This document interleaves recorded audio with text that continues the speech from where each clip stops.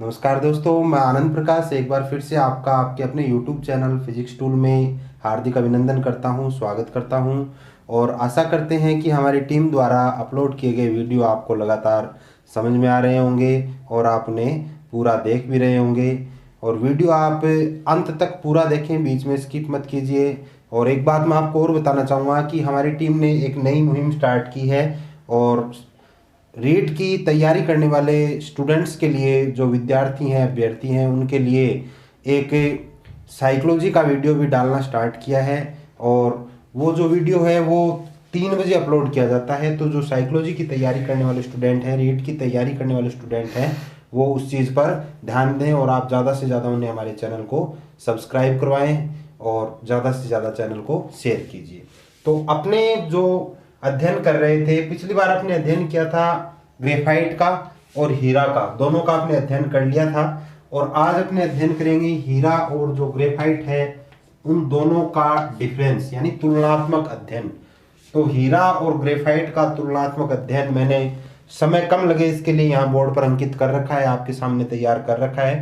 तो यहाँ देखो, ये आप जो सीरीज देख रहे हो इसमें क्रम संख्या में ये जो सारणी देख रहे हो, इसमें पहला जो कॉलम है वो क्रम संख्या का है, अगला गुण का है, इसमें क्या क्या गुण है वो दर्शाए गए हैं। अगला कॉलम हीरा का है और उससे अगला ग्रेफाइट का है। ठीक है, तो क्रम संख्या में मैंने 5 पॉइंट लिए हैं और पहला जो पॉइंट है वो दोस्तों संरचना। पहला पॉइंट क्या है? संरचना। यानी मैं दोनों का तुलनात्मक यानी डिफरेंस पढ़ रहा हूं, इसमें क्या है और इसमें क्या फर्क है, क्या अंतर है। तो पहला गुण संरचना, यानी हीरे की संरचना चतुष्फलकीय होती है। हीरे की संरचना कैसे होती है? चतुष्फलकीय। याद रखना, प्रश्न आता है इस पर, मैंने पहले भी आपको बताया था। ग्रेफाइट की संरचना षटकोणीय होती है, पहले बताया था मैंने आपको बना करके। षटकोणीय संरचना होती है और परतदार भी होती है। आपस में परतें एक दूसरे पर व्यवस्थित रहती है। परतें एक दूसरे पर क्या रहती है? व्यवस्थित रहती है। और किस प्रकार से वो द्विबंध का भी निर्माण करती है वो भी मैंने आपको बताया था। तो षटकोणीय संरचना होती है और परतदार होती है, यानी परतें आपस में एक दूसरे पर लगी रहती हैं लगातार। तो ये होती है ग्रेफाइट की संरचना। दूसरा जो पॉइंट है वो है भौतिक अवस्था का। दूसरा पॉइंट किसका है? भौतिक अवस्था का। हीरे की जो भौतिक अवस्था है वो किस प्रकार की होती है? हीरा रंगहीन होता है। हीरा कैसा होता है? रंगहीन होता है और पारदर्शी पदार्थ होता है। कैसा पदार्थ होता है? पारदर्शी पदार्थ होता है। अर्थात इसका मतलब यह हुआ कि हीरे के आर पार देखा जा सकता है। हीरे में अपने आर पार देखा जा सकता है। ये एक पारदर्शी पदार्थ है और रंगहीन भी होता है। जबकि ग्रेफाइट में क्या अंतर है? ये चमकदार होता है। चमकदार तो देखो हीरा भी होता है, ऐसी बात नहीं है, लेकिन ग्रेफाइट चमकदार होता है और अपारदर्शी होता है। कैसा होता है? अपारदर्शी, यानी आर पार नहीं देखा जा सकता। मैंने आपको बताया था कि ग्रेफाइट जो पेंसिल आती है, कच्ची पेंसिल आती है, जिसे अपने कठिया पेंसिल बोलते हैं, उसमें अपारदर्शी ग्रेफाइट का प्रयोग किया जाता है। ब्लैक कलर की जो उसके आगे जो लिखने के लिए जो निब आती है उसमें इसका प्रयोग किया जाता है। तो उसमें देख नहीं सकते, वो अपारदर्शी होता है। और कैसे कलर का होता है? काले रंग का। कैसे कलर का होता है ग्रेफाइट? वो काले रंग का। तो ये इनमें दोनों में डिफरेंस हो गया भौतिक अवस्था के आधार पर। तीसरा अंतर है कठोरता, यानी कौन ज्यादा कठोर है और कौन ज्यादा मुलायम है, उसके आधार पर। कठोरता के आधार पर देखो, तो कठोरता की यदि बात करें तो हीरा सबसे अधिक कठोर। और मैंने आपको बताया था कि एक रिसर्च के अनुसार यह बताया जाता है कि हीरा जो है वो प्रकृति का सबसे कठोर, हीरा जो है वो प्रकृति का सबसे कठोर पदार्थ है। हीरा प्रकृति का कैसा पदार्थ है? सबसे कठोर। और ग्रेफाइट जो है वो मुलायम और चिकना होता है। ग्रेफाइट कैसा होता है? मुलायम और चिकना। हीरा प्रकृति का सबसे कठोर। और मैंने आपको बताया था कांच काटने में भी इसका प्रयोग किया जाता है। कांच को काटने में किस प्रकार से, जैसे ये चौक है, चौक के प्रकार की एक पेंसिल सी आती है, जैसे ये लाइन मैंने निकाल रखी है, ये कोई शीशा है, यदि मैं तुलना करूं तो इस लाइन को जैसे मैंने ऐसे स्केल लगा करके ऐसे लाइन निकाल लूंगा और एक केमिकल लगा करके फिर जैसे ही आप ऐसे चोट लगाओगे कांच 2 जगह डिवाइड हो जाएगा। तो इस प्रकार हीरे से कांच को काटा जाता है, यानी ये सबसे कठोर पदार्थ है। कांच को भी काट देता है और वो पत्थर वाला भी आपको एग्जांपल उसमें मैंने बताया था किस प्रकार से उसको भी ये सरल करता है। तो ये सबसे कठोर होता है, जबकि अब इतना कठोर ग्रेफाइट होता नहीं है, ठीक है। तो ये मुलायम होता है और चिकना होता है, मुलायम और चिकना। वो आपने पेंसिल में देखते हो आप कितना चिकना होता है, बच्चे उसको खाते रहते हैं सारे दिन, मुलायम और चिकना होता है, ठीक है ना। तो ये हो गया ग्रेफाइट का।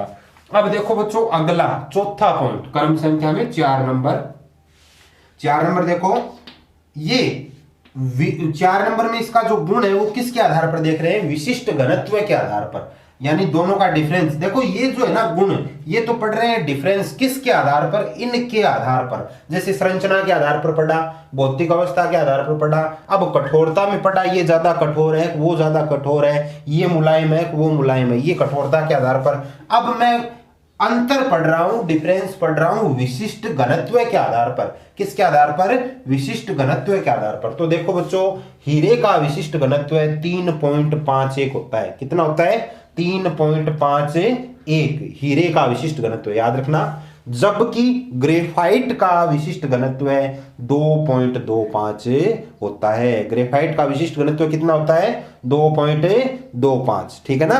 तो ये हो गया चौथा पॉइंट, विशिष्ट घनत्व के आधार पर डिफरेंस। और पांचवा पॉइंट जो इसका अंतिम पॉइंट है वो है चालकता के आधार पर, विद्युत चालकता के आधार पर। अर्थात कहने का मतलब ये हुआ किसमें करंट आता है किसमें करंट नहीं आता है। तो देखो बच्चों अब ये वहां भी अपने पढ़ा था और मैंने आपको बताया भी था, एक विशिष्ट प्रश्न भी बन रहा था, क्या कारण है हीरा विद्युत का कुचालक होता है, ठीक है ना। और क्या कारण है कि ग्रेफाइट विद्युत का सुचालक होता है। हीरा विद्युत का कुचालक होता है और ग्रेफाइट विद्युत का सुचालक होता है। तो ये पॉइंट इंपॉर्टेंट है पांचवा, क्योंकि इस पर विशेष प्रश्न भी बनता है ये वाला। और ये भी तीसरा भी इंपॉर्टेंट है, इस पर भी प्रश्न बनता है। मैंने वहां आपको बताया है, आपको याद होगा, इस पर प्रश्न बनता है कि हीरा कठोर होता है प्रकृति में किस प्रकार से, तो वो मैंने आपको वहां बता रखा है लिखवा करके कि कैसे होता है। तो विद्युत चालकता के आधार पर दोस्तों इंपॉर्टेंट है, क्योंकि इस पर क्वेश्चन बनता है, वहां भी मैंने आपको बताया था। विद्युत चालकता के आधार पर हीरा कुचालक होता है। हीरा क्या होता है, कुचालक, ठीक है ना। क्योंकि इसमें मुक्त इलेक्ट्रॉन नहीं पाया जाता, मुक्त इलेक्ट्रॉन नहीं पाया जाता, अर्थात इसमें मुक्त इलेक्ट्रॉन नहीं होगा तो धारा का प्रवाह नहीं होगा, धारा का प्रवाह नहीं होगा, जिसके कारण से ये हीरा विद्युत का क्या होता है, कुचालक। जबकि अंतर करें ग्रेफाइट में डिफरेंस, तो ग्रेफाइट में मुक्त इलेक्ट्रॉन पाया जाता है और वो भी बहुत ज्यादा दूरी पर, वो जो उसके बॉन्ड है वो व्यवस्थित रहते हैं, जिसके कारण ये सुचालक होता है, यानी दूरी ज्यादा होती है उसमें। तो दूरी ज्यादा होगी तो मुक्त इलेक्ट्रॉन आसानी से गति करेगा, आसानी से गति करेगा, इसका मतलब उसमें करंट का प्रवाह होगा, अर्थात ग्रेफाइट विद्युत का क्या होता है, सुचालक। इसका मतलब ये हुआ कि ग्रेफाइट में करंट आता है और इसमें करंट नहीं आता, सीधी सादी बात यही है। तो ये हो गए हीरा और ग्रेफाइट का तुलनात्मक अध्ययन 5 पॉइंटों के आधार पर। आप इनको अच्छी तरीके से याद करना और इसको समझना। अब अपने एक नए टॉपिक का अध्ययन करते हैं, फुलरिन की संरचना और उसके उपयोग। हीरा पढ़ लिया, ग्रेफाइट पढ़ लिया। मैंने आपको बताया था कि कार्बन के अपरूप 2 प्रकार के होते हैं। सबसे पहले स्टार्टिंग में बताया था कि कार्बन 2 प्रकार के अपरूपों में विभाजित होता है। पहले अपर रूप के 3 पॉइंट थे, जिसमें पहला हीरा था, दूसरा ग्रेफाइट था और तीसरा फुलरिन है। तो 2 का अध्ययन अपने कर लिया विस्तृत रूप से और उन दोनों का तुलनात्मक अध्ययन भी हो गया विस्तृत रूप से।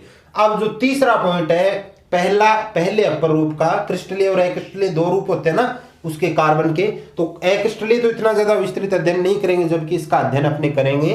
तो उसके तीसरे पॉइंट का अध्ययन करेंगे अब अपने फुलरिन की संरचना। तो फुलरिन की संरचना मैंने यहां बना रखी है, आप देख रहे हो फुलरिन की संरचना किस प्रकार की होती है, ठीक है।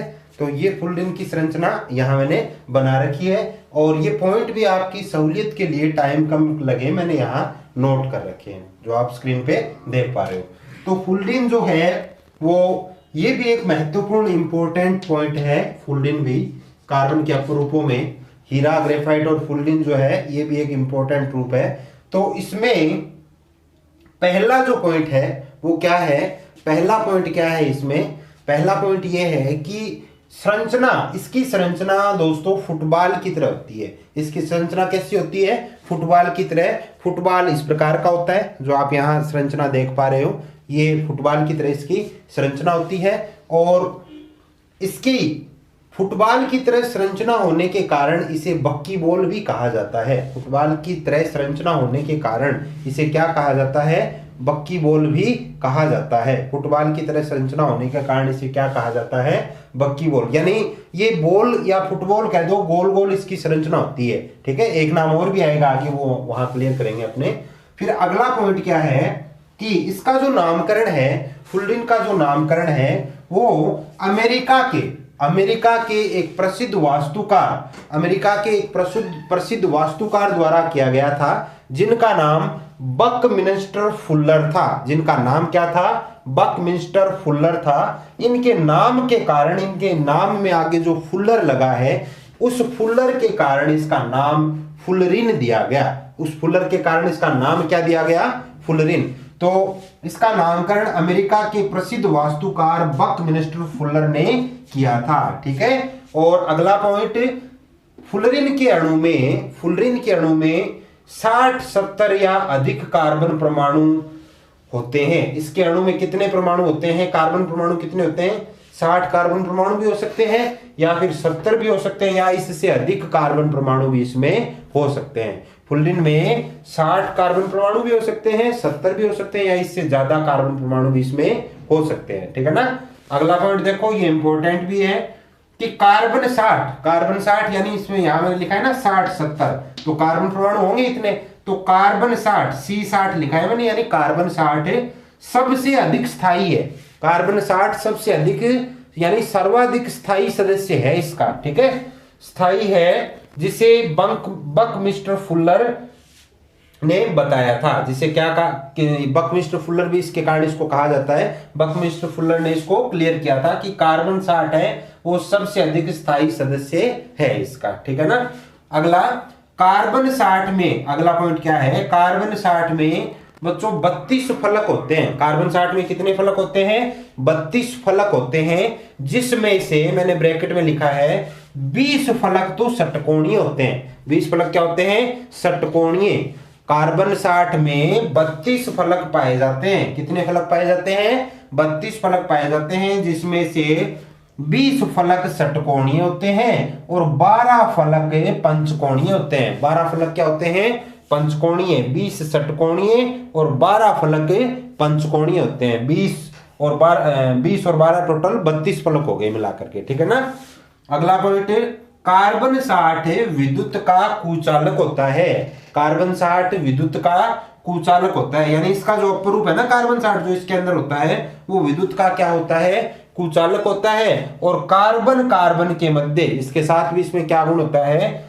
सी का मतलब है कार्बन के मध्य बंध लंबाई, जो बंध बनाते हैं, ये बॉन्ड बनाते हैं, उस बंध की लंबाई 1.40 यानी 1 पॉइंट जिसको 40 बोलते हैं, 1.40 आर्मस्ट्रांग होती है। कार्बन के मध्य बंध लंबाई कितनी होती है? 1.40 आर्मस्ट्रांग बताई जाती है। ठीक है ना। तो ये इसके कुछ पॉइंट हो गए। अगला पॉइंट है, ये है गोल गुंबद के समान होता है। किसके समान होती है इसकी संरचना? गोल गुंबद के समान इसकी संरचना भी होती है। अब देखो 3 प्रकार की संरचना आ गई। गोल गुंबद का नाम भी है, फुटबॉल का नाम भी है और बक्कीबॉल का नाम भी है। गोल गुंबद जैसे पुराने टाइप के जो मकान होते थे उसमें ऊपर से गोल होते थे ना, जैसे मंदिरों में भी आजकल पाया जाता है, तो वो उस प्रकार की संरचना भी कहा जा सकता है। यानी 3 प्रकार की संरचनाओं से इसको डिनोट किया है। तो ये गोल गुंबद के समान भी इसकी संरचना बताई जाती है। तो ये तो हो गए फुलरिन की कुछ महत्वपूर्ण विशेषताएं। ठीक है, डायग्राम आप इसका याद देख ही रहे हो। अब अपने पढ़ते हैं फुलरिन के उपयोग। अब क्या पढ़ते हैं? फुलरिन के उपयोग, कि इसका उपयोग कहां कहां पर किया जाता है। तो मैंने यहाँ इसके कुछ महत्वपूर्ण 3 पॉइंट भी नोट कर रखे हैं। पहला प्रयोग बच्चों इसका कहां होता है उपयोग के रूप में? प्राकृतिक गैसों के शुद्धिकरण में। प्राकृतिक गैस जो होती है उसको शुद्ध करने में फुलरिन का प्रयोग किया जाता है। प्राकृतिक गैस को शुद्ध करने में फुलरिन का प्रयोग किया जाता है। अगला, आणविक बेरिंग में, आणविक यानी अणुओं की जो बेरिंग होती है, आणविक बेरिंग में इसका प्रयोग या उपयोग किया जाता है। ठीक है ना। आणविक बेरिंग में इसका उपयोग किया जाता है। अगला, उच्च ताप पर यानी ज्यादा गर्मी, ज्यादा टेम्परेचर देकर के उच्च ताप पर जब इसको दिया जाता है तो ये अतिचालक की तरह व्यवहार करता है। उच्च ताप पर कैसा व्यवहार करता है? अतिचालक की तरह व्यवहार करता है। तो उच्च ताप पर अतिचालक होने से तकनीकी रूप से कार्बन का महत्वपूर्ण अपरूप है। इंपॉर्टेंट अपरूप यानी महत्वपूर्ण अपरूप है। उच्च ताप पर अतिचालक होने से यह तकनीकी रूप से यानी टेक्निकल फॉर्म में कार्बन का एक महत्वपूर्ण अपरूप है। कार्बन का कैसा अपरूप है? एक महत्वपूर्ण अपरूप है। वैसे इसमें विस्तृत अध्ययन करें तो बहुत से पॉइंट हैं, लेकिन मैंने इसको शॉर्ट में नोट किया है आपको समझाने के लिए, ताकि आपको क्लियर भी हो जाए और समझ में भी आ जाए। ठीक है ना? तो ये है बच्चों फुलरिन, जिसका आपने अध्ययन किया, इसकी संरचना का अध्ययन किया, इसकी संरचना कैसी होती है वो देखा, और इसके ये पॉइंट पढ़े और इसके उपयोग का भी अपने अध्ययन किया। तो ये तीसरा पॉइंट जो कार्बन के अपरूप है उसमें पहला हीरा, ग्रेफाइट और फुलरिन, तीसरा पॉइंट आज अपने कंप्लीट हो गया। 3 पॉइंट हो गए जो अलग अलग प्रकार से अपने इनका अध्ययन किया। आपको इसको अच्छे ढंग से तैयार करना है, क्लियर करना है, और इस पर ये प्रश्न पूछे जाते हैं। इसमें 2 प्रश्न बनते हैं, 3 प्रश्न बनते हैं इसमें, 2 तो ये आपके सामने ही है। तीसरा प्रश्न बनता है फुलरिन की संरचना पर, कि फुलरिन की संरचना किस प्रकार की होती है। तो तीसरा प्रश्न ये बनता है। पहला बनता है इसकी विशेषताएं जो आपके सामने है, और एक ये प्रश्न बनता है कि फुलरिन के उपयोग लिखो। तो बात आ गई समझ में। तो आज अपने फुलरिन का अध्ययन किया, इसको अच्छी तरीके से तैयार करना, और एक बार नहीं समझ में आए तो 2 बार भी वीडियो को देख सकते हो, 3 बार भी आप देख सकते हो। क्या ज्यादा कुछ आपको करना नहीं है, सिर्फ वीडियो देखना है। और इसके साथ मैं विदा ले और आपसे गुजारिश करता हूं कि ज्यादा से ज्यादा हमारे चैनल को शेयर कीजिएगा, सब्सक्राइब करवाइएगा, ताकि हमारे काम करने का उत्साह लगातार बना रहे। जय हिंद।